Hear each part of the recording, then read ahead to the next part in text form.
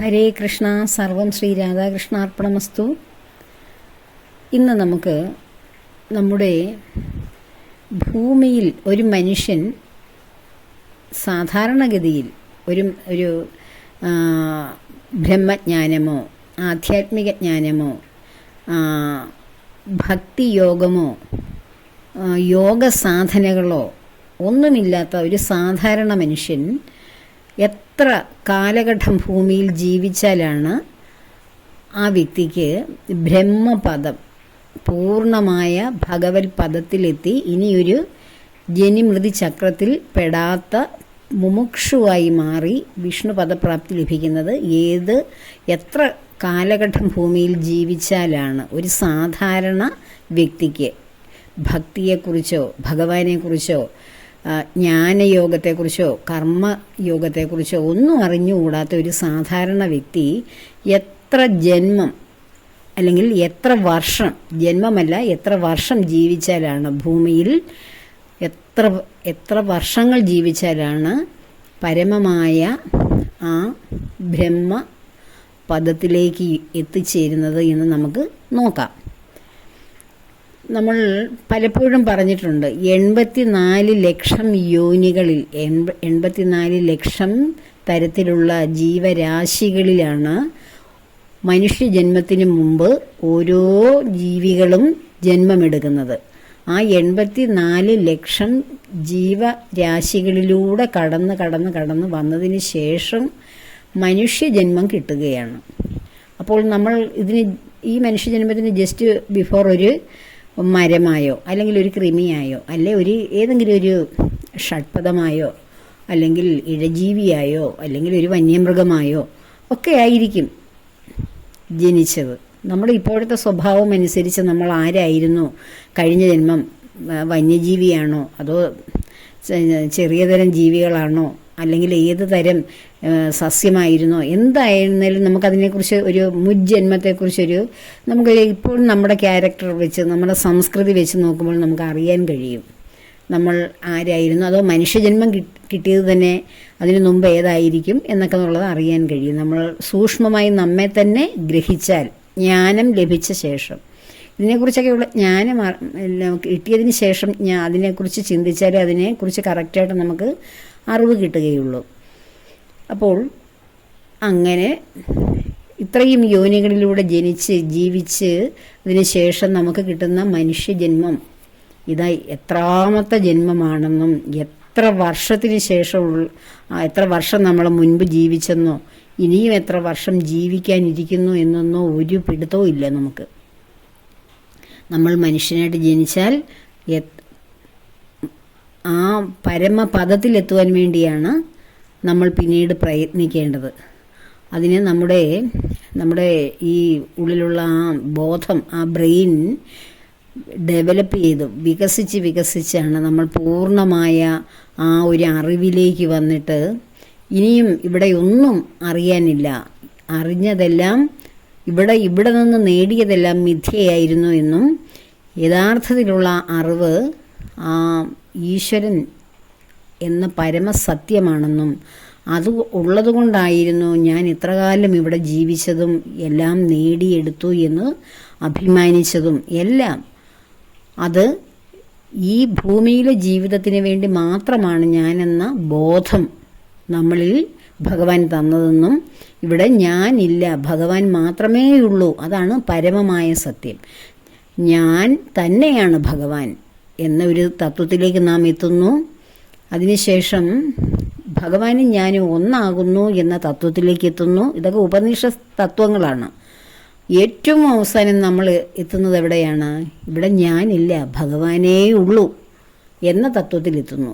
അതാണ് പൂർണ്ണമായ തത്വം. അതറിഞ്ഞു കഴിഞ്ഞാൽ പിന്നെ നമുക്ക് ഇവിടെ ഒരു കർമ്മത്തിൻ്റെയും ആവശ്യം വരുന്നില്ല.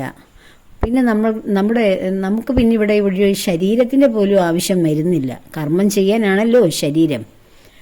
അപ്പോൾ അങ്ങനെ ഒരു പദത്തിലെത്തിയിട്ട് ഇനിയും ജനിമൃതി ചക്രത്തിൽ നിന്ന് പുറത്ത് കടക്കുവാൻ ഒരു മനുഷ്യന് എത്ര വർഷം ഭൂമിയിൽ ജീവിക്കണം എന്നതിനെക്കുറിച്ചാണ് നമ്മൾ ചിന്തിക്കുന്നത്.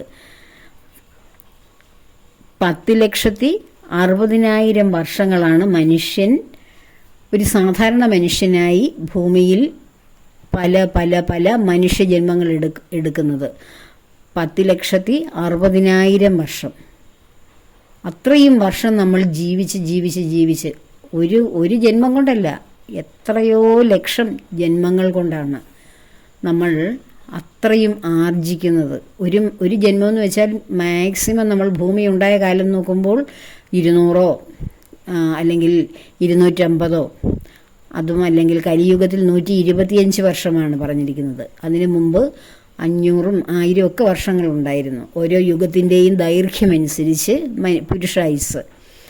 അപ്പോൾ അങ്ങനെയൊക്കെ വെച്ച് നോക്കുമ്പോൾ നമ്മൾ എത്ര ജന്മം എടുക്കാം? ഈ 10,60,000 വർഷങ്ങൾക്കുള്ളിൽ എത്ര ജന്മങ്ങൾ എടുക്കാമെന്ന് നമുക്ക് കണക്ക് കൂട്ടാം. ചിന്തിച്ചിരുന്നു കണക്ക് കൂട്ടിയാൽ മനസ്സിലാവും. ഓരോ പുരുഷായുസിൻ്റെയും ദൈർഘ്യം, നമ്മൾ എടുത്തതിൻ്റെ ദൈർഘ്യം, എത്ര വയസ്സിൽ മനുഷ്യ ശരീരം എടുത്തു കഴിഞ്ഞ് എത്ര വയസ്സിൽ തിരിച്ചു പോയി എന്നൊന്നും നമുക്ക് അറിഞ്ഞുകൂടാ. ഇനിയും നമ്മൾ ഈ ജന്മത്തിൽ എത്ര വർഷം ഇവിടെ കഴിച്ചു കൂട്ടും, അതിനുശേഷം നമ്മൾ എന്നാണ് തിരിച്ചു പോകുന്നത് എന്നൊന്നും നമുക്ക് അറിഞ്ഞുകൂടല്ലോ. അപ്പോൾ ജന്മങ്ങളുടെ എണ്ണം നമുക്ക് അറിഞ്ഞുകൂടാ കറക്റ്റായിട്ട്. പക്ഷേ ഇത് കറക്റ്റായിട്ട് അറിയാൻ കഴിയും. മനുഷ്യനായി പിറന്നാൽ 10,60,000 വർഷങ്ങളാണ് ശരിക്കും ഒരു ബ്രെയിൻ പൂർണ്ണമായിട്ട് വികസിച്ച് യഥാർത്ഥത്തിൽ ആ ബ്രഹ്മപദത്തിലെത്തുവാനുള്ള ജ്ഞാനം നേടുന്നത്. ഇത്രയും വർഷം ഒരു സാധാരണ മനുഷ്യനാണ്, ഈശ്വരനെ കുറിച്ച് ചിന്തയൊന്നുമില്ലാത്ത സാധാരണ മനുഷ്യനാണ്. പക്ഷെ വിവേകിയായിട്ടുള്ള ആൾ, ജ്ഞാനിയായിട്ടുള്ള ആൾ, ഭഗവത് ഭക്തിയിൽ മുന്നോട്ട് വന്ന ആൾ, ബ്രഹ്മജ്ഞാനത്തെ ആഗ്രഹിക്കുന്ന വ്യക്തിക്ക് 1,00,00,000 നാമമൊക്കെ, ഭഗവാന്റെ നാമങ്ങൾ, രാമനാമങ്ങൾ ഒക്കെ ജപിച്ചാൽ തന്നെ ആ ഭഗവാനെ നമുക്ക് അനുഭവിക്കാൻ കഴിയും. 1,00,00,000.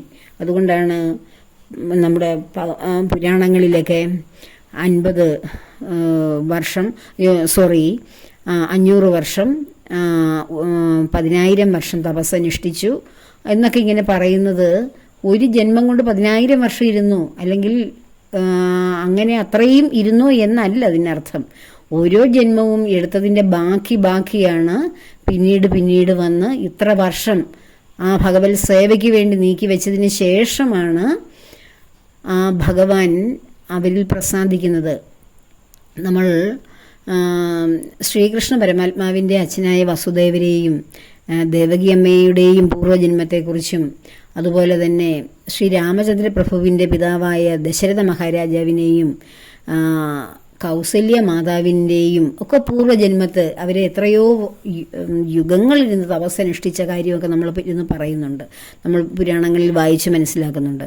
അത് ഈ പല ജന്മങ്ങളിൽ തപസ്സാർജിച്ചതിന് ശേഷം വന്ന പുണ്യമാണ് പിന്നീട് അവർക്ക് ഭഗവാൻ തന്നെ അവരുടെയൊക്കെ ഉദരങ്ങളിൽ കുഞ്ഞായി അവതരിച്ചത് തന്നെ. അത്ര ശ്രേഷ്ഠമായ അങ്ങനെ ജന്മാന്തരങ്ങൾ, അനേകായിരം വർഷങ്ങൾ ജന്മം എടുക്കുന്നത് മുഴുവൻ ഭഗവത് സേവയ്ക്ക് വേണ്ടിയായിരുന്നു. ഇനി ആ ഭഗവത് സേവയ്ക്ക് വേണ്ടി ജന്മം എടുക്കുന്നവരും അതല്ല സാധാരണ കർമ്മങ്ങൾക്ക് വേണ്ടി ജന്മം എടുക്കുന്നവരും ഭഗവാനിലേക്ക് അടുക്കുവാൻ ആഗ്രഹിക്കുന്നവരും ഒക്കെ എങ്ങനെയാണെന്നുള്ളത് നമുക്ക് നോക്കാം. അങ്ങനെ ആ ജന്മം കിട്ടുന്നത് എങ്ങനെയാണെന്ന്. അപ്പോൾ നമ്മുടെ ശരീരത്തിലുള്ള ചക്രങ്ങളെക്കുറിച്ച് നമുക്കറിയാമല്ലോ. മൂലാധാരം തുടങ്ങി സഹസ്രാര പത്മം വരെയുള്ള ചക്രങ്ങളെക്കുറിച്ച് നമുക്ക് ഒരു ബോധമുണ്ട്. അതൊക്കെ ഞാൻ മുൻപുള്ള ഓരോ സമയങ്ങളിൽ ഓരോ വീഡിയോകളിൽ അതിനെക്കുറിച്ചൊക്കെ വിശദമായിട്ട് പറഞ്ഞിട്ടുണ്ട്. അത് സ്ഥിരം കേൾക്കുന്നവർക്കൊരു ആവർത്തന വിരസത വരുമല്ലോ. അതുകൊണ്ടാണ് ചില കാര്യങ്ങളൊക്കെ വീണ്ടും ആവർത്തിക്കാതെ സ്ഥിരം പറയുന്ന കാര്യങ്ങൾ ആവർത്തിക്കാതിരിക്കുന്നതാണ് നല്ലത്. അപ്പോൾ ഒന്നാമത്തെ ആധാരം ആണ് മൂലാധാരം. അതാണ് നമ്മുടെ ശരീരത്തിലെ ഏറ്റവും താഴെയുള്ള ആധാരമാണ് മൂലാധാരം. ഈ ചക്രങ്ങളിൽ ശരീരത്തിലെ ഏറ്റവും താഴെയുള്ള അവയവമല്ല, ഏറ്റവും താഴെയുള്ള ആധാരം ചക്രമാണ്. അപ്പോൾ മൂലാധാരത്തിൽ ആ ഒരു ചക്രത്തിൽ, അതായത് ഏറ്റവും താഴ്ന്ന അവസ്ഥയിൽ, ഏറ്റവും താഴ്ന്ന വിഭാഗത്തിൽ ഭഗവാൻ ചാതുർവർണ്ണ്യം പറഞ്ഞിട്ടുണ്ട്. മയാസൃഷ്ടം ഭഗവത്ഗീതയിൽ എന്തുവായിരുന്നു ചാതുർവർണ്ണ്യം? ബ്രാഹ്മൺ, ക്ഷത്രിയൻ, വൈശ്യൻ, ശൂദ്രൻ. അപ്പോൾ ആ 4 വർണ്ണത്തെക്കുറിച്ചും ഭഗവാൻ പറഞ്ഞത് ഇതിൻ്റെയൊക്കെ അടിസ്ഥാനത്തിലാണ്. നമ്മളുടെ ജന്മങ്ങൾ, നമ്മൾ പിറവി കൊള്ളുന്ന ജന്മങ്ങളുടെ ഗുണവിശേഷങ്ങൾ അനുസരിച്ചാണ് നമ്മൾ ഈ വർണ്ണങ്ങളിൽ, ഈ ചാതുർവർണ്ണത്തിൽ താഴെയിൽ നിന്ന് മുകളിലേക്കും മുകളിൽ നിന്ന് അതിൻ്റെ മുകളിലേക്കും ഏറ്റവും അവസാനം 4ാമത്തെ വിഭാഗത്തിലേക്കും വന്നിട്ട് അതിനുശേഷമാണ് നമ്മൾ വിശുദ്ധി ചക്രത്തിൽ വന്നതിന് ശേഷം ആജ്ഞാചക്രത്തിലേക്ക് പ്രവേശിച്ച് നമ്മുടെ ജന്മാന്തരങ്ങൾ അതിനുശേഷം ഭഗവത് പദത്തിലേക്ക് എത്തുകയാണ് ചെയ്യുന്നത്. അപ്പോൾ ഓരോ മനുഷ്യജന്മവും മൂലാധാരത്തിൽ 2 ലക്ഷം വർഷമാണ് 2 ലക്ഷം വർഷമാണ് മനുഷ്യനായി ജീവിക്കുന്നത്. 2 ലക്ഷം വർഷമാണ് മൂലാധാര ചക്രത്തിനെ അനുസൃതമായി അനുബന്ധമായി ഏറ്റവും താഴ്ന്ന പടിയിലുള്ള മനുഷ്യ വിഭാഗമായിട്ട് നമ്മൾ ജീവിക്കുന്നത് 2 ലക്ഷം വർഷങ്ങളാണ്. ആലോചിച്ച് നോക്കൂ, ഒരു പുരുഷായുസിൽ ഏറ്റവും മാക്സിമം ജീവിച്ചെന്ന് വെച്ചാൽ 100 വയസ്സെന്ന് അങ്ങ് കൂട്ടിക്കോളൂ. അപ്പോൾ 2 ലക്ഷം വർഷങ്ങൾ നമ്മൾ ഏറ്റവും താഴ്ന്ന, ഈ ചാതുർവർണ്ണത്തിൽ ഏറ്റവും താഴ്ന്ന വിഭാഗമാണ് ഏത്? ശൂദ്രന്മാർ എന്ന് വെച്ചാൽ അവരെ തൊട്ടുകൂടാത്തവർ, തീണ്ടിക്കൂടാത്തവർ അല്ല. അത് ആര്യന്മാരിൽ കടന്നു വന്നതിന് ശേഷം ജാതി വ്യവസ്ഥ ഉണ്ടായപ്പോഴാണ് തൊട്ടുകൂടായ്മ, തീണ്ടിക്കൂടായ്മ എന്നൊക്കെ പറയുന്നത്. ഇത് ജാതി വ്യവസ്ഥയല്ല. ചാതുർവർണ്ണ്യം ഭഗവാൻ സൃഷ്ടിച്ച 4 വിഭാഗങ്ങളാണ് തൊഴിലിനെ അടിസ്ഥാനമാക്കി. ഭഗവത്ഗീതയിൽ വളരെ വിശദമായിട്ട് അത് പറയുന്നുണ്ട്. അപ്പോൾ അതിനകത്തിൽ ജാതിയില്ല. കർമ്മ വാസനയനുസരിച്ച് 4 വിഭാഗങ്ങളാണ്. അതിൽ ഏറ്റവും ടോപ്പിലുള്ളത് ബ്രാഹ്മണാണ്. പക്ഷെ ഞാനത് ഏറ്റവും താഴെയിൽ നിന്നാണ് തുടങ്ങുന്നത്. കാരണം മൂലാധാരത്തിൽ നമ്മൾ 2 ലക്ഷം വർഷം നമ്മൾ ചിലവഴിക്കുന്നു. ആ ഏറ്റവും താഴ്ന്ന പടിയിലുള്ള ജോലികൾ ചെയ്യുന്നു. നമ്മൾ കണ്ടിട്ടില്ലേ, നമ്മുടെ കൂട്ടത്തിൽ തന്നെ എന്തൊരു ആൾക്കാരൊക്കെ ഉണ്ടാവും. നമ്മൾ കുറച്ചുകൂടി ഉയർന്ന ജോലി ചെയ്യുന്നവർ വളരെ താഴേക്ക് നോക്കുമ്പോൾ ടോയ്ലറ്റ് വൃത്തിയാക്കുന്നവരും, നമ്മൾ സ്കൂളിൽ തന്നെ ആൻറ്റിമാരും മാമന്മാരും ഒക്കെ ടോയ്ലറ്റൊക്കെ വൃത്തിയാക്കുന്ന കാണുമ്പോൾ ഞാനിങ്ങനെ വിഷമത്തോടെ നോക്കും. എത്ര മോശമായിട്ടുള്ള ജോലിയൊക്കെ അവർ സന്തോഷമായിട്ട് ചെയ്യുന്നല്ലോ. അതുപോലെ തന്നെ തെരുവുകളൊക്കെ വൃത്തിയാക്കുന്നവർ, എല്ലാവർക്കും അതാത് ജോലിയുടെ പ്രാധാന്യമുണ്ട്. അവരില്ലെങ്കിൽ നമ്മുടെ തെരുവുകളൊക്കെ നന്നായിരിക്കുമോ? അവരില്ലെങ്കിൽ നമ്മൾ ഹോസ്പിറ്റലിൽ ചെല്ലുന്നു. ഹോസ്പിറ്റൽ ക്ലീൻ ചെയ്യാൻ, ആ ഹോസ്പിറ്റലിലെ റൂംസ്, എല്ലാ സ്ഥലങ്ങളും ക്ലീൻ ചെയ്യാൻ ആളില്ല. എല്ലാവരും ഉയർന്ന പദവിയിൽ അല്ലെങ്കിൽ ഈ താഴ്ന്ന പദവിയിലുള്ള ആ ഒരു വിഭാഗമില്ല. ശൂദ്ര വിഭാഗം എന്ന് പറയുന്ന ഭഗവാൻ തിരിച്ചിരിക്കുന്ന താഴ്ന്ന ജോലികൾ ചെയ്യുന്ന വിഭാഗമില്ല എങ്കിൽ എല്ലാവരും ബ്രാഹ്മിൺസോ അല്ലെ ക്ഷത്രിയന്മാരോ ഒക്കെ ആ ഒരു വിഭാഗത്തിലാണെങ്കിൽ, അല്ലെ വൈശ്യന്മാർ, കച്ചവട വ്യാപാര ക്രയവിക്രയങ്ങളൊക്കെ നടത്തുന്നവർ, ആ ഒരു വിഭാഗം വരെ ഉള്ളൂ എങ്കിൽ, എല്ലാ മനുഷ്യരും ആ ഒരു അത്രയും കർമ്മങ്ങളെ ചെയ്യുന്നുള്ളൂ എങ്കിൽ നമ്മുടെ സമൂഹവും നമ്മുടെ സ്ഥാപനങ്ങളും നമ്മുടെ തെരുവീഥികളും നാം ചെന്നുപെടുന്ന പബ്ലിക് പ്ലേസസും പ്രൈവറ്റ് പ്ലേസസും നമ്മുടെ ഗൃഹങ്ങളും നമ്മുടെ വീടുകളൊക്കെ വൃത്തിയാക്കാൻ നമുക്ക് സമയമില്ലെങ്കിൽ മറ്റുള്ളവരെ എല്ലാം ഏർപ്പെടുത്തുന്നേ. അവരൊക്കെ ഇല്ലെങ്കിൽ നമ്മുടെയൊക്കെ ജീവിതം ഒന്ന് ആലോചിച്ച് നോക്കൂ. നമ്മുടെ സമൂഹത്തിൻ്റെ എന്തുമാത്രം രോഗങ്ങൾ, എത്ര നമുക്ക് എവിടെയും പോകാം. ഒരു ഹോസ്പിറ്റലിലേക്ക് തന്നെ പോകാൻ പറ്റും, ഒരു ഹോട്ടലിൽ ഇരുന്ന് ഭക്ഷണം കഴിക്കാൻ പറ്റും. നമ്മളെപ്പോഴും ശുചിത്വമല്ലേ നോക്കുന്നത്? നല്ല നീറ്റ് ആൻഡ് ടൈഡി ആയിട്ട് കിടക്കുന്ന സ്ഥലങ്ങളിലേക്കല്ലേ നമ്മളുടെ മനസ്സ് ആകർഷിക്കുന്നത് നമ്മളെ. അപ്പോൾ അതിനു വേണ്ടിയിട്ട് ആൾക്കാരില്ലാത്ത അവസ്ഥയൊന്ന് ആലോചിച്ച് നോക്കൂ.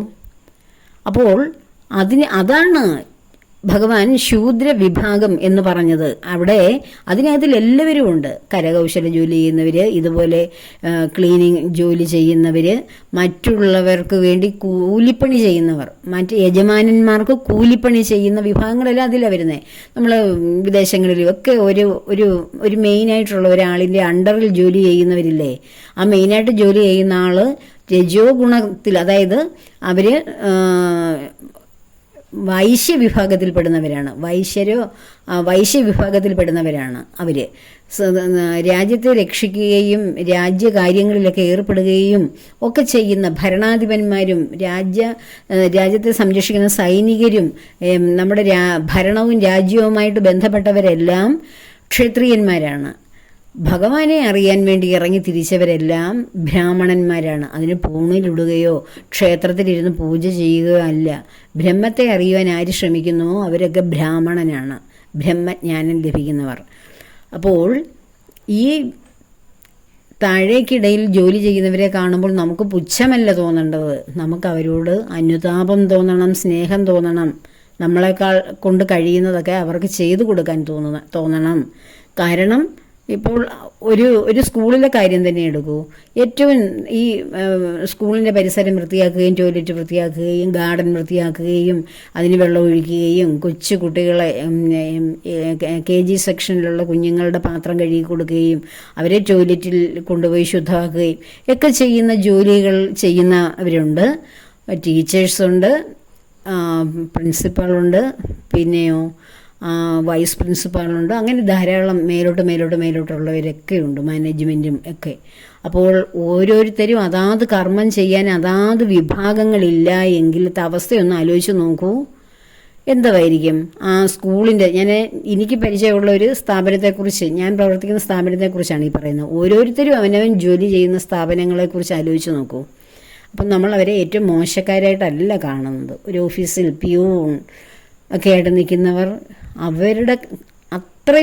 അവർക്ക് അത്രയും ജന്മമേ ആയിട്ടുള്ളൂ. മനുഷ്യ ജന്മത്തിലേക്ക് കടന്നു വന്നിട്ട് അത്രയും 2 ലക്ഷം വർഷം നമ്മൾ മനുഷ്യജന്മത്തിലേക്ക് കടന്നു വരുമ്പോൾ ഈ ശൂദ്ര വിഭാഗം, അതായത് താഴേക്കിടയിലുള്ള ആ വിഭാഗത്തിൽ നമ്മൾ ജീവിക്കും.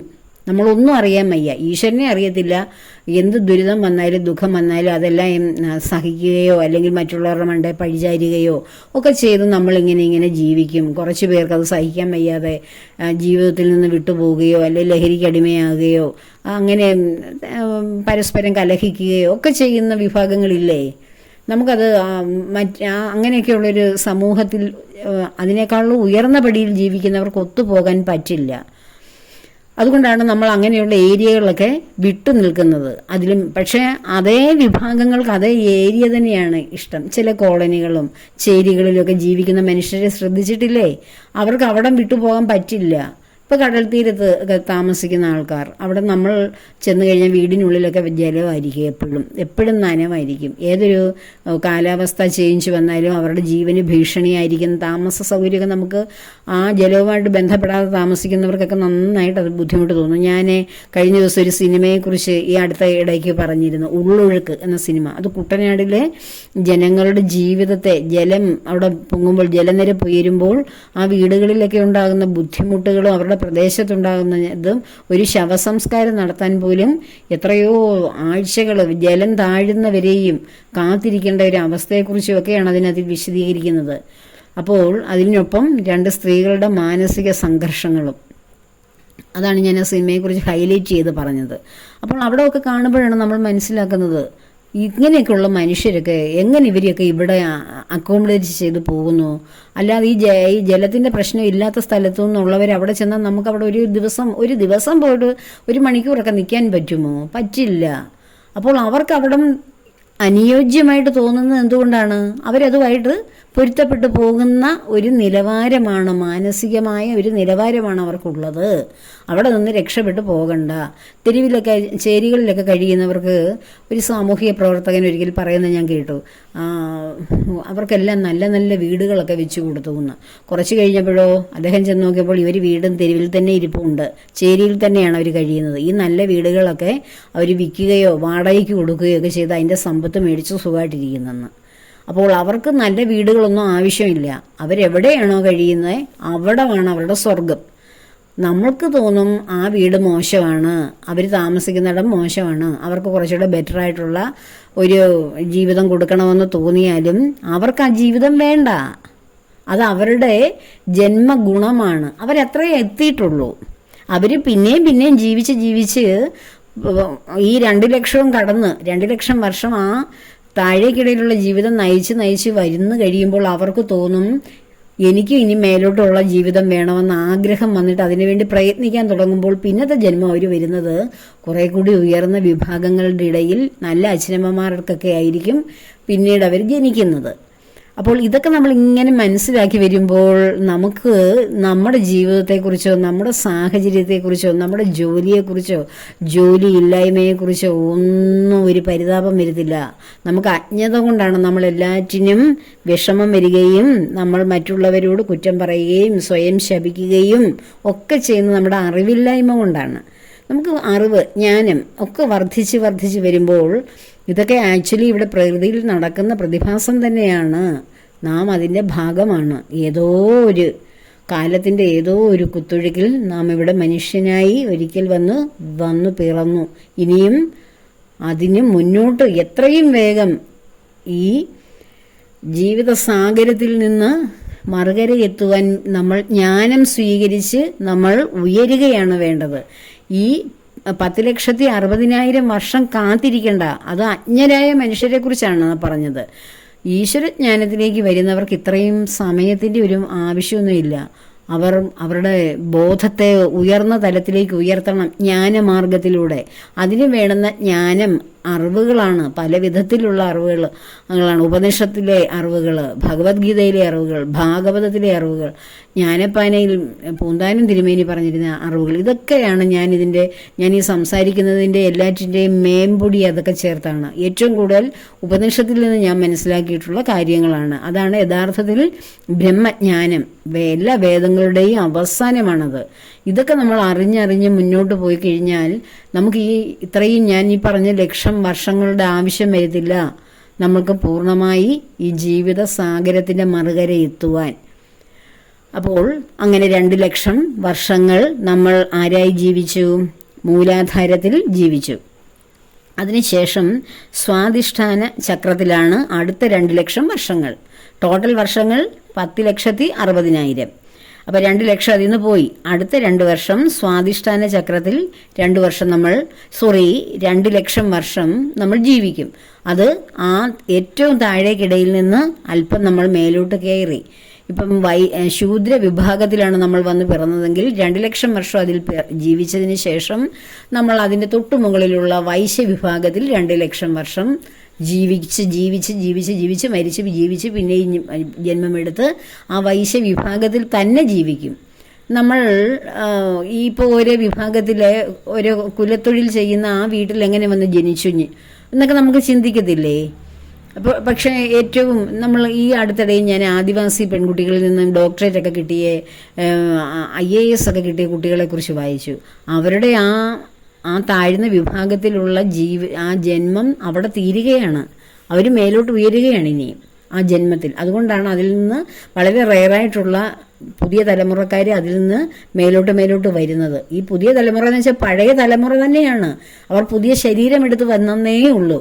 ഇതുപോലെ ഈ താഴ്ന്ന വിഭാഗങ്ങളിലുള്ള എന്തും മാത്രം ആ വിഭാഗത്തിലുള്ളവരും മേളിലേക്ക് അവരുടെ ടാലൻസ്, കഴിവുകളൊക്കെ ഭഗവാൻ കൊടുക്കുന്നതനുസരിച്ചാണ്. ഈ ടാലൻസ് ഒക്കെ തരുന്ന ഈ തരുണത്തിലാണ് നമ്മൾ ഓർക്കേണ്ടത്. നമുക്കിപ്പോൾ വിദ്യാഭ്യാസം ചെയ്യാനുള്ള, അല്ലെ ജ്ഞാനം സ്വീകരിക്കാനുള്ള, അല്ലെ ആത്മീയ പാതയിൽ സഞ്ചരിക്കാനുള്ള അറിവ്, അതല്ലെങ്കിൽ മറ്റ് നമ്മൾ ഭൗതികമായിട്ടുള്ള ജോലികളിലുള്ള ആ അറിവ്, അല്ലെ കലാ സാഹിത്യം, ഇതിലൊക്കെ ഈ ഭൂമിയിലുള്ള 64 കലകളിലുമുള്ള ജ്ഞാനം, ഇതൊക്കെ നമ്മൾ നേടിയാണ് നമ്മൾ ഓരോ ഘട്ടത്തിൽ നിന്നും ഉയരേണ്ടത്. ഈശ്വരൻ്റെ വരദാനങ്ങളാണ്. നമ്മൾ ആ അറിവ്, ഏതെങ്കിലും ഒരു ടാലൻസ് നമുക്കുണ്ടെങ്കിൽ നമ്മൾ ഭഗവാനോട് കൂടുതൽ അടുക്കും. അത് തന്നത് ഭഗവാനാണെന്ന് ആ കിട്ടിയ വ്യക്തിക്ക് നന്നായിട്ടറിയാം. ഭഗവാന്റെ സാന്നിധ്യം എന്നിലുണ്ടെങ്കിൽ മാത്രമേ ഇന്നത്തെ പെർഫോമൻസ് നന്നാവൂ എന്ന് നമുക്ക് പൂർണ്ണമായിട്ടും അറിയാം. ഓരോ രംഗത്തും ഈ ടാലൻസ് ഉള്ള ഓരോ വ്യക്തികളുടെയും രംഗത്ത് അവർക്ക് നന്നായിട്ട് അറിയാം ഭഗവാൻ എൻ്റെ ഉള്ളിൽ പ്രവർത്തിക്കുന്നു. അല്ലെങ്കിൽ ഭഗവാൻ ഇല്ലെങ്കിൽ എന്തിനൊരു സ്പോർട്സിൽ പ്രവർത്തിക്കുന്ന വ്യക്തികളുടെ ജീവചരിത്രം എടുത്ത് പരിശോധിക്കൂ. അവരൊക്കെ ഭഗവാനോട്, ഈശ്വരനോട്, ഈ ബ്രഹ്മത്തോട് 100% ഡിവോട്ടികളാണ്. വളരെ ഡിവോഷണലായിട്ടുള്ള ലൈഫായിരിക്കും അവരുടേത്. അതുകൊണ്ടാണ് അവർ ഉയരുന്നതെന്ന് നമുക്ക് തോന്നും. അവർക്ക് ദൈവജ്ഞാനം കിട്ടിയത് കൊണ്ടാണ് അവർ ഉയരുന്നതെന്ന്. അതുകൊണ്ടല്ല, അവർക്ക് കിട്ടിയ ടാലൻസ് ഈശ്വരനിൽ നിന്ന് കിട്ടിയതാണെന്നുള്ള അറിവ് അവരിലേക്ക് ക്രമേണ വരും. ഈശ്വരൻ എന്നിൽ കഠിനമായി പ്രവർത്തിക്കുകയും അനുഗ്രഹിക്കുകയും ചെയ്യുന്നത് കൊണ്ടാണ് ഞാനിങ്ങനെ ഉയരുന്നത്, ഞാൻ മറ്റുള്ളവരെക്കാൾ ശ്രേഷ്ഠനായത് എന്നുള്ള ബോധം ഓരോരുത്തരിലും ഉണ്ടാവും. അങ്ങനെ ബോധമില്ലാതെ വെറും സെലിബ്രിറ്റികളായിട്ട് നിൽക്കുന്ന, വെറും അഹങ്കാരമൊക്കെ, അഹംബോധം കൂടുതലുള്ള വ്യക്തികൾ ആ രംഗത്തങ്ങ് ശോഭിക്കുകയില്ല. അല്പമായിട്ട് ഒന്ന് തെളിഞ്ഞതിന് ശേഷം അവരൊക്കെ അങ്ങ് താണു പോകത്തേ ഉള്ളൂ. അവരുടെ പ്രശസ്തിയും അവരുടെ സമൂഹത്തിലുള്ള അംഗീകാരവും ഒന്നും നിലനിന്നു പോകില്ല. അപ്പോൾ ഞാൻ പറഞ്ഞു വന്നത്, അടുത്ത ചക്രത്തിലേക്ക്, അതായത് സ്വാധിഷ്ഠാന ചക്രത്തിൽ 2,00,000 വർഷമാണ് വീണ്ടും നമ്മൾ ജനിച്ചു മരിച്ച് ജീവിക്കുന്നത്. അതിനുശേഷം മണിപൂരക ചക്രത്തിൽ പിന്നെയും 2,00,000 വർഷം ജീവിക്കുന്നു. അപ്പോൾ നമ്മൾ ഉയരുകയാണ്, ക്രമേണ ഉയരുകയാണ്. മൂലാധാരത്തിൻ്റെ, അതായത് ഏറ്റവും താഴ്ന്ന പടിയിൽ നിന്ന് നമ്മൾ ഉയർന്നുയർന്ന് നമ്മുടെ ജീവിതം, നമ്മൾ പുതിയ കുറച്ചുകൂടെ ജീവിത സാഹചര്യമൊക്കെ ഉള്ള വീടുകളിലേക്ക്, അച്ഛനമ്മമാരിലേക്ക്, അറിവുള്ളവരിലേക്കൊക്കെ വന്ന് പെട്ട് നമ്മൾ അങ്ങനെ ഒരു ഘട്ടത്തിലേക്ക് എത്താനുള്ള ഒരു പ്രയാണമാണ്. നമ്മളിപ്പോൾ ഏത് ജീവിതം നയിക്കുന്നോ, ഏത് വിഭാഗത്തിലാണ് ഇന്നിപ്പോൾ എന്നെ കേൾക്കുന്ന ഓരോ വ്യക്തികളും ഏത് വിഭാഗത്തിൽ അല്ലെങ്കിൽ ഏത് സാഹചര്യത്തിൽ, പരിതസ്ഥിതിയിൽ ജീവിക്കുന്നോ, അവരെയൊക്കെ ഭഗവാനെ അറിയുവാനുള്ള അമിതമായ ആഗ്രഹം അവർക്ക് എല്ലാവർക്കും ഉണ്ടാകണം, നിങ്ങൾ ഓരോരുത്തർക്കും. അപ്പോൾ നമ്മൾ ഇത്രയും വർഷങ്ങളൊന്നും ഭൂമിയിൽ ജനിമൃതി ചക്രത്തിൽ പെടുകയില്ല. നമ്മുടെ ജ്ഞാനം വർദ്ധിപ്പിച്ച് നമുക്ക് ക്രമേണ ഭഗവാനിലേക്ക് എത്തുവാനുള്ള അടുപ്പം അത് ചുരുക്കിയെടുക്കാം. അപ്പോൾ മണിപൂരക ചക്രത്തിൽ 2,00,000 വർഷം. അതിനുശേഷമോ അനാഘത ചക്രത്തിൽ 2,00,000 വർഷം വരുന്നു. അപ്പോൾ അത് ഹൃദയ ഗ്രന്ഥിയിലായി. അനാഘത ചക്രം എന്ന് പറയുന്ന ഹൃദയഗ്രന്ഥിയാണ്. അവിടെ എത്തുമ്പോൾ നമ്മൾ ദേവനായി മാറുകയാണ്. നമ്മൾ ദേവനായി മാറുന്നത് എങ്ങനെയാണ്? മറ്റുള്ളവർക്ക് സഹായങ്ങളും അനുഗ്രഹങ്ങളും, നമ്മളെ ദേവനെ പോലെ ഭൂമിയിൽ നമ്മളൊരു ദൈവതുല്യരാണോ എന്ന് തോന്നുന്ന വിധത്തിലുള്ള കർമ്മങ്ങളൊക്കെ അനുഷ്ഠിക്കും. അതൊക്കെ ഈ ഭൂലോകം മുഴുവൻ നോക്കിയാലും വല്ല 10 പേരെങ്ങാനും ഉണ്ടോ എന്ന് അറിഞ്ഞുകൂടാ. ഒരു കയ്യിൽ എണ്ണാമെന്ന് അത്രയും പേരൊക്കെ അതിനകത്തിലേക്ക് വരൂ. അത്രയൊക്കെ ആകത്തുള്ളൂ മനുഷ്യർ. ഇത്രയും ലക്ഷം വർഷങ്ങൾ വന്നു കഴിയുമ്പോഴാണ്, അതായത് എത്ര ലക്ഷം വരും? ആദ്യത്തെ 2, അതിനുശേഷം 2, 4ആയി. പിന്നത്തെ മണിപൂരക ചക്രത്തിൽ 2, 6,00,000 വർഷം കഴിയുമ്പോൾ അടുത്ത 2,00,000 വർഷം നമ്മൾ ജീവിക്കുന്നത് ഈ അനാഘത ചക്രം എന്ന് പറയുന്ന നമ്മൾ ദേവനായി മാറുന്ന ചക്രത്തിലാണ്. ആ ദേവനായി നമ്മൾ അവിടെ നിന്നാലും പിന്നെയും 2,00,000 വർഷം അവിടെയാണ്. ആ ദൈവികമായ കർമ്മങ്ങൾ അനുഷ്ഠിച്ചുകൊണ്ട് ദേവി ദേവതാ പദവിയിലേക്ക് നമ്മൾ ഉയർന്ന് 2,00,000 വർഷമാണ് ഭൂമിയിൽ ജീവിക്കേണ്ടത്. അത്രയും ശ്രേഷ്ഠമായിട്ടുള്ള മനുഷ്യജന്മം. മനുഷ്യനാണെങ്കിലും അവൻ ദേവനെ പോലെ ശ്രേഷ്ഠനാവും. അങ്ങനെ ദേവനായി മാറി പുണ്യകർമ്മങ്ങൾ ചെയ്ത് എപ്പോഴും സത്കർമ്മങ്ങളിൽ മാത്രം വ്യാപരിച്ച് മറ്റുള്ളവർക്ക് ജ്ഞാനം പറഞ്ഞു കൊടുത്ത് എല്ലാ യൂണിവേഴ്സിലുള്ള സർവ്വതിനെയും സ്വന്തം ഹൃദയത്തിലേക്ക് ആവഹിച്ച് സ്നേഹിക്കുന്ന അങ്ങനെയുള്ള വ്യക്തികൾ എത്തുന്നത് എവിടെയാണ്? ദേവലോകത്ത്, അതായത് സ്വർഗത്തിൽ മാത്രമേ എത്തുകയുള്ളൂ. അവർക്കും പുണ്യം തീർന്നു കഴിയുമ്പോൾ, ഭൂമിയിൽ അവർ ചെയ്ത പുണ്യങ്ങൾ തീർന്നു കഴിയുമ്പോൾ വീണ്ടും മനുഷ്യനായി തന്നെ ഭൂമിയിലേക്ക് പതിക്കേണ്ടി വരും. അതുകൊണ്ടാണ് ദേവനായിട്ട് നമ്മൾ തീർന്നാലും പിന്നെയും എന്ത് ചെയ്യണം? നമ്മുടെ ജീവിതചക്രം പിന്നെയും മുന്നോട്ട് പോവുകയാണ്. വീണ്ടും വിശുദ്ധി ചക്രത്തിൽ 2,00,000 വർഷം നമ്മൾ വീണ്ടും ജനിക്കും. ആ വിശുദ്ധി ചക്രത്തിലേക്ക് വരുന്നവരാണ് നമ്മൾ യോഗികളായൊക്കെ മാറുന്നത്. യോഗികളായി നിരന്തരം സത്യാന്വേഷികളായി മനുഷ്യനുമായിട്ടൊരു ബന്ധമില്ലാതെ ഏകാന്തത്തിൽ എവിടെയാണോ ഈശ്വര സാന്നിധ്യം ഏറ്റവും ഭൂമിയിൽ അനുഭവപ്പെടുന്നത് അവിടേക്കൊക്കെ അങ്ങ് പോയി അങ്ങനെ കുടുംബമൊക്കെ ഉപേക്ഷിച്ച് അവരുടെ ജന്മങ്ങളൊക്കെ തീർത്ത്, അല്ലെങ്കിൽ അവരുടെ കർമ്മങ്ങൾ തീർത്ത്, അല്ലെങ്കിൽ കർമ്മം ഉണ്ടാകുന്നതിന് മുമ്പ് തന്നെ ബ്രഹ്മചര്യം അനുഷ്ഠിക്കാൻ അല്ല, അവരുടെയൊക്കെ യോഗ്യത തന്നെ, അവർ ജനിക്കുന്നത് തന്നെ സന്യാസം സ്വീകരിക്കാനും ഭഗവാനെ അറിയുവാനും ഒക്കെ വേണ്ടിയുള്ളവരാണ്. അവർ ഈ കുറേച്ചും കൂടെ എണ്ണം കൂടുതൽ കാണും. അങ്ങനെ വന്ന് നമ്മൾ അവസാനം എന്ത് ചെയ്യും? ഈ ഭഗവാനെ മാത്രം അന്വേഷിക്കുന്ന ഒരു വിഭാഗത്തിലേക്ക്, ആ ഒരു കാര്യത്തിലേക്ക് തന്നെ പോയി നൂറ്റാണ്ടുകൾ അറിയാതെ നമ്മൾ അവിടെ ഇരുന്ന് തപസ് അനുഷ്ഠിക്കും. നമ്മൾ കൈലാസത്തിലൊക്കെ ചെന്നാൽ, ഹിമാലയ സാനുക്കളിലൊക്കെ ചെന്നാൽ, കൈലാസത്തിലല്ല ഹിമാലയ സാനുക്കളിലൊക്കെ ചെന്ന് കഴിഞ്ഞാൽ അവിടെ ഓരോ ഗുഹകളിൽ ഐസിൽ മഞ്ഞൊക്കെ മൂടിയിരിക്കുന്ന യോഗിമാരുണ്ട്. തപസ് അനുഷ്ഠിക്കുന്നവരൊക്കെ ഉണ്ട്. അവർക്ക് തന്നെ അറിഞ്ഞുകൂടാ അവരെന്നാണ് ഇരുന്നതെന്നോ അല്ലെ അവർക്ക് എത്ര വർഷങ്ങൾ കടന്നു പോയെന്നോ ഒന്നും അറിഞ്ഞുകൂടാ. കാരണം അവർ ഏകാന്ത ധ്യാനത്തിലാണ് ഇരിക്കുന്നത്. അവരുടെ ശരീരം അവർക്കൊരു വിഷയമേ അല്ല. ശരീരം നഷ്ടപ്പെട്ടാലും നഷ്ടപ്പെട്ടില്ലെങ്കിലും അവർക്ക് ഭഗവാനിലെത്തുക എന്നൊരു പൂർണ്ണമായ അനുഗ്രഹം, ആ ഒരു അവസ്ഥ മാത്രമേ അവരുടെ ഉള്ളിലുള്ളൂ. അതാണ് ഈ അവസാനത്തെ ആ ചക്രത്തിൽ 2,00,000 വർഷമൊക്കെ ജീവിക്കുമ്പോൾ മനുഷ്യനുണ്ടാകുന്ന മാറ്റം. അവരുടെ മുടി വളരുന്നതും നഖം വളരുന്നതും, ആഹാരം ഒന്നും കഴിക്കാൻ എഴുന്നേൽക്കുന്നേ ഇല്ല.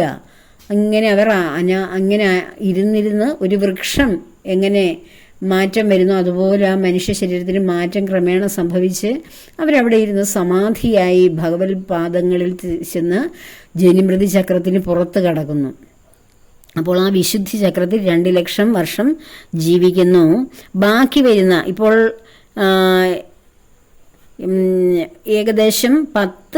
ഏകദേശമല്ല 10 ലക്ഷം വർഷങ്ങളായി. 10,60,000 വർഷങ്ങളെക്കുറിച്ചാണ് ഞാൻ പറഞ്ഞത്. ഇതിപ്പോൾ ഓരോ ചക്രത്തിലും 2 ലക്ഷം വീതം നമ്മളിങ്ങനെ ജീവിച്ച് അപ്പോഴേക്കും നമ്മൾ ഈ ശൂദ്രൻ, വൈശ്യൻ, ക്ഷത്രിയൻ, ബ്രാഹ്മണൻ എന്ന നിലയിൽ എത്തും. ഈ അവസാന വിശുദ്ധി ചക്രം ആവുമ്പോഴേക്കും ആ ഒരു വിഭാഗത്തിലായിരിക്കും പിന്നെ ജനിക്കുന്നത്. ഈശ്വര സേവയ്ക്ക് വേണ്ടി മാത്രമാണ് പിന്നീടുള്ള ജന്മങ്ങളെല്ലാം ഉള്ളത്. ആ ഈശ്വര സേവയിലൂടെയാണ് ഭക്തി യോഗത്തിലൂടെ ജ്ഞാനയോഗം നേടി അങ്ങനെ എല്ലാ കർമ്മങ്ങളും ഭഗവാന് വേണ്ടി സമർപ്പിച്ച് പിന്നീട് നമുക്ക് വേണ്ടിയിട്ട് ഒന്നുമില്ല. സ്ഥിതപ്രജ്ഞൻ ഞാൻ കഴിഞ്ഞ ദിവസവും പറഞ്ഞു, ഭഗവത്ഗീതയിൽ സ്ഥിതപ്രജ്ഞന്റെ ലക്ഷണം. ഒരു കർമ്മവും നമുക്ക് വേണ്ടി നമ്മുടേതായ ഒരു മോട്ടിവേഷനോ അല്ലെങ്കിൽ നമ്മുടെ ഒരു മോട്ടീവിന് വേണ്ടിയല്ല ഒരു കർമ്മവും ചെയ്യുന്നത്. ഈ കർമ്മങ്ങളെല്ലാം ഭഗവാൻ എന്നെ കൊണ്ട് ചെയ്യിക്കുന്നു, മറ്റുള്ളവർക്ക് വേണ്ടി ചെയ്യുന്നു. അതിൽ നിന്നൊന്നും എനിക്ക് നേടാനില്ല. പിന്നെ ഞാൻ ഇവിടെ ജീവിച്ചിരിക്കുന്നത് കൊണ്ട് കർമ്മങ്ങൾ ചെയ്യുന്നു. അങ്ങനെയുള്ള നമ്മുടെ ശ്രീനാരായണ ഗുരുവൊക്കെ അതിന് ഏറ്റവും നല്ല ഉദാഹരണമായിരുന്നു. അദ്ദേഹത്തിനൊന്നും നേടാൻ വേണ്ടിയല്ല, തനിക്ക് കിട്ടിയ ജ്ഞാനം മറ്റുള്ളവർക്ക് അദ്ദേഹം ഉപദേശിച്ചു കൊടുത്ത് സമൂഹ നന്മയ്ക്ക് വേണ്ടി ജീവിക്കുന്നു. അങ്ങനെ ജീവിച്ച് വീണ്ടും അങ്ങനെ ജീവിച്ചാണ് നമ്മൾ ആ ഭഗവത് പദത്തിൽ എത്തിച്ചേരുന്നത്. അങ്ങനെ വിശുദ്ധി ചക്രത്തിൽ 2 ലക്ഷം വർഷം ജീവിക്കുമ്പോൾ തന്നെ 10 ലക്ഷം വർഷമായി. പിന്നീട് 60,000 10 ലക്ഷത്തിൽ 60,000 വർഷങ്ങളാണ് നമ്മൾ മനുഷ്യനായി ജീവിക്കുന്നതെന്ന് ആദ്യം പറഞ്ഞു. പിന്നീട് വരുന്ന 60,000 വർഷങ്ങൾ ആജ്ഞാചക്രത്തിലേക്ക് വരികയാണ് നമ്മൾ ചെയ്യുന്നത്. ആജ്ഞാചക്രമാണ് ഭഗവാനും ഞാനും ഒന്നെന്ന ആ ബോധത്തിൽ വർഷങ്ങളായിരുന്ന് ധ്യാന നിമഗ്നരായിട്ടിരിക്കുന്നവർ. ആ ആജ്ഞാചക്രത്തിലേക്ക് വരുന്ന ഘട്ടത്തിൽ ബ്രഹ്മപദത്തിലെത്തുവാൻ നമുക്ക് സാധിക്കുന്നു. അതിനുശേഷം എന്തു ചെയ്യും? അങ്ങനെ പരാമുക്തി എന്ന നിലയിലേക്ക് വരും. പരാമുക്തി എന്നാൽ നമ്മുടെ കുണ്ടലിനി നാഡിയിലൂടെ നമ്മുടെ പ്രാണവായുവിനെ കടത്തി അങ്ങനെ പ്രാണൻ നമ്മുടെ ഈ ശിരസിലൂടെ പുറത്തേക്ക് ഗമിക്കുന്ന ബഹിർഗമിക്കുന്ന ആ ഒരു പ്രോസസ്സാണ് പരാമുക്തി എന്ന് പറയുന്നത്. ആ ഒരവസ്ഥയിലാണ് പരമമായ മോക്ഷപദം ലഭിക്കുന്നത്. അല്ലാതെ നമ്മൾ അങ്ങനെയുള്ളവർ പിന്നീട് ജനിക്കുകയില്ല. ജനിമൃതി ചക്രത്തിന് പുറത്തായി അവർ ഭഗവത് പദത്തിൽ തന്നെ ഞാൻ ഭഗവാനാണ് എന്ന അവസ്ഥയിൽ, ഭഗവാനും ഞാനും ഒന്ന് തന്നെ എന്ന അവസ്ഥയിലേക്ക് അങ്ങ് തീർന്നു. പിന്നെ അവിടെ ഞാനില്ലല്ലോ, ഞാൻ അവിടെ എല്ലാം എരിഞ്ഞടങ്ങി. ഇത്രയും കാലഘട്ടം ഭഗവാനെ അറിഞ്ഞറിഞ്ഞ് ജീവിച്ച് പിന്നെ അവിടെ ഞാനില്ല, ഭഗവാൻ മാത്രമേ ഉള്ളൂ.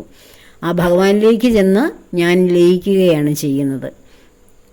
അല്ലാതെ നമ്മൾ പറയില്ലേ, ഓരോരുത്തരൊക്കെ പറയും ഓരോ ദിവസമൊക്കെ മരിച്ച ദിവസമൊക്കെ നോക്കിയിട്ട് ഇനി ജനിമൃതികളൊന്നുമില്ല, ജന്മമെല്ലാം തീർന്ന് ഈ ദിവസം ജനിച്ചാൽ അല്ലെങ്കിൽ ഈ ദിവസം മരിച്ചാൽ എന്നൊക്കെ പറയും. അതൊക്കെ വെറുതെയാണ്.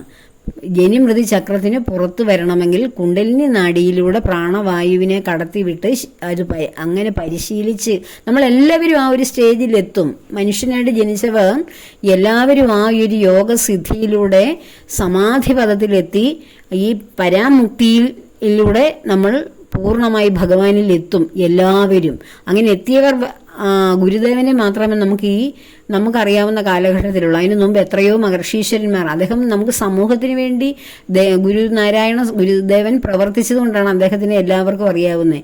പക്ഷേ മഹർഷീശ്വരന്മാർ യോഗീശ്വരന്മാരായി ഓരോ പർവ്വതങ്ങളിലും മലകളിലും ഓരോ ഗുഹകളിലുമൊക്കെ ഇരിക്കുന്നവർ ഈ സമാധിയാകി ഇങ്ങനെ പൂർണ്ണമായ പരമുക്തിയിലെത്തിയവർ എത്ര പേരുണ്ടാകും, നമ്മളത് അറിയുന്നില്ല. അപ്പോൾ അവിടെയാണ്, അങ്ങനെ ചെയ്യുമ്പോഴാണ് പിന്നെ നമുക്ക് ജനിമൃതി ചക്രങ്ങൾക്ക് പുറത്ത് കടക്കാൻ കഴിയുന്നത്. അപ്പോൾ ഇതൊക്കെയാണ് ഈ മനുഷ്യ ജന്മത്തെക്കുറിച്ച് നാം എങ്ങനെ ഈ ഒരു വിഭാഗത്തിൽ അല്ലെങ്കിൽ ഇപ്പോൾ നിലനിൽക്കുന്നത് ഏത് വിഭാഗമാണോ അതിൽ നമ്മൾ വന്ന് എങ്ങനെ ജനിച്ചു, ആ അച്ഛൻ അമ്മ അല്ലെങ്കിൽ ആ കുടുംബത്തിൽ ഒരു പരമ്പരാഗതമായിട്ടുള്ള ഒരു അവസ്ഥയിലേക്ക് വന്നത് എന്തുകൊണ്ട് എന്നതിനൊക്കെയുള്ള ഒരു ശരിയായ അറിവാണ് ഇന്ന് സംസാരിച്ചത്. ഇതെല്ലാവർക്കും മനസ്സിലാകണമെന്നാണ് ആഗ്രഹം. ഇതെല്ലാവരും മനസ്സിലാകുകയും അതിനനുസരിച്ച് ഉൾക്കൊള്ളുകയും അതിനനുസരിച്ച് ചിന്തിക്കുകയും അത് സ്വന്തമാക്കുകയും, ജ്ഞാനം സ്വന്തമാക്കിയാലേ എൻ്റെ ഈ പ്രയത്നത്തിനൊരു ഗുണമുണ്ടാവുകയുള്ളൂ. അതുകൊണ്ട് ഇതെല്ലാവരും ഹൃദയത്തിലെടുക്കുവാൻ ആദ്യം ഹൃദയം കൊണ്ട് ഭഗവാനോട് യാചിക്കുക. ഈ കിട്ടുന്ന അറിവുകളെല്ലാം എൻ്റെ ഹൃദയത്തിൽ എനിക്ക് അനുഭവവേദ്യമാക്കി തരണേ ഭഗവാനെ, എനിക്കിതെല്ലാം സ്വാംശീകരിക്കണേ എന്ന് ഭഗവാനോട് ആദ്യം തന്നെ അപേക്ഷിച്ചിട്ട് ഇത് കേൾക്കുക. ഈ ജ്ഞാനം പറഞ്ഞു തരുന്നതൊക്കെ കേട്ടിട്ട് അത് ഉൾക്കൊള്ളുവാനൊക്കെ ഒരു പ്രത്യേകമായിട്ടുള്ള അതിൻ്റെ ഞാൻ ഈ പറയുന്ന വ്യാപ്തിയിലും ആ അർത്ഥത്തിലും തത്വത്തിലും ഒക്കെ ഉൾക്കൊള്ളണമെങ്കിൽ നമ്മുടെ ബൗദ്ധികമായിട്ടുള്ള, നമ്മുടെ ആത്മീയമായിട്ടുള്ള ആ ഒരു ലെവൽ ഉയരണം. അത് ഉയരണമെങ്കിൽ ഭഗവാൻ വിചാരിച്ചാലേ കഴിയുകയുള്ളൂ. ഭഗവാൻ വിചാരിക്കണമെങ്കിൽ എന്ത് ചെയ്യണം? നമ്മൾ ഭഗവാനെ വിചാരിക്കണം. നമ്മൾ ഭഗവാനെ വിചാരിക്കുകയോ തേടിപ്പോവുകയോ ചെയ്താലേ നമ്മൾ തേടുന്ന കാര്യം നമ്മളിലേക്ക് വരികയുള്ളൂ. ഏതൊന്നിനെയാണോ നമ്മൾ തേടുന്നത്, തേടാൻ ഉദ്ദേശിക്കുന്ന കാര്യം നമ്മളെ തേടിയെത്തും. അതാണ് ഈ യൂണിവേഴ്സൽ ഫാക്റ്റാണത്. ഈ പ്രപഞ്ചത്തിൻ്റെ ഒരു തത്വമാണ്. നമ്മൾ എന്തിനെയാണോ അന്വേഷിക്കുന്നത് അതിലേക്ക് തന്നെ അത് നമ്മളെ തേടിയെത്തും. ഭഗവാനെ അന്വേഷിച്ചാൽ, ഭഗവാനെ വിചാരിച്ചാൽ ഭഗവാൻ നമ്മെയും വിചാരിക്കും. അപ്പോഴെല്ലാവർക്കും അതിന് കഴിയട്ടെ. എല്ലാവരെയും ഭഗവാന്റെ ആ ഒരു സ്നേഹം, ഭഗവാൻ എന്താണെന്ന് അറിയുവാൻ, ഞാൻ തന്നെയാണ് ഭഗവാൻ എന്ന തിരിച്ചറിവുണ്ടാകുവാനുള്ള ഒരു പരമമായ ജ്ഞാനം എല്ലാവർക്കും ലഭിക്കുവാൻ ആഗ്രഹിക്കുന്നു, ആത്മാർത്ഥമായി ആഗ്രഹിക്കുന്നു, പ്രാർത്ഥിക്കുന്നു. സർവ കർമ്മങ്ങളും ഭഗവാന്റെ പത്മപാദങ്ങളിൽ സമർപ്പിക്കുന്നു. ലോകാ സമസ്ത സുഖിനോ ഭവന്തു.